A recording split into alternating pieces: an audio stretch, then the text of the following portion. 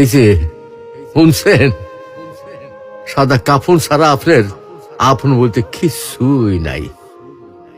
হকগুলো এই স্বার্থের কাঙ্গাল, বুঝলেন? এই স্বার্থ ফুরাই গেলে গা হকগুলি আপনার সাইডে চলে যাব গা।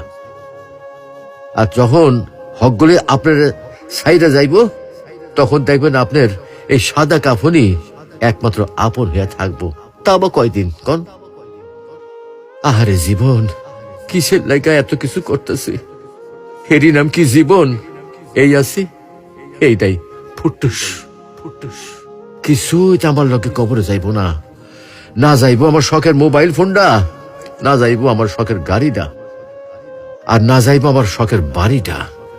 কিছুই সাথে যাইব না। এগুলা ভাববার মধ্যে কি আর সময় হয় আমাগর? আমরা কত ব্যস্ত, তাই না? আহারে জীবন, জীবন।